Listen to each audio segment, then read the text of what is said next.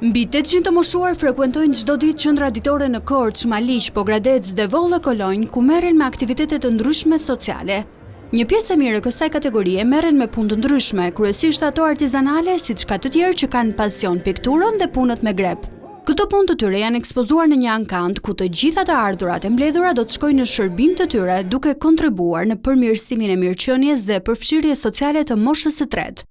Më pëlqen shumë qëndisja, më pëlqen shumë grepi, më pëlqen shumë mbushja, kam bërë kuverta, kam bërë perde, kam bërë centro, kam bërë jasek me kryq, kam bërë tavolina me grep. Me punë të shtëpisë dhe në fund fare bëj dhe në një pikturë të ashti në këtë mos. Dhe kam bërë, më pëlqen shumë piktura.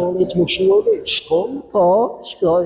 Rapo Ametaj thot se duhet të ketë më tepër kujdes për të moshuarit që jetojnë të vetmuar në banesat e tyre.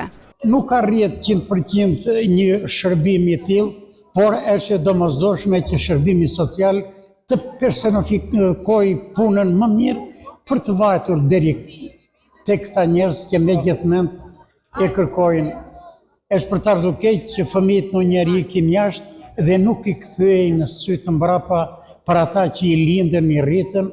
Kryetari i Këshillit të Qarkut, Petrika Tollkuçi, thanë se janë në përpjekje për të finalizuar një projekt që do të shërbejë për të moshuarit e vetmuar, ku nëpërmjet një salle operative mund të kërkojnë ndihmë në rast nevoje.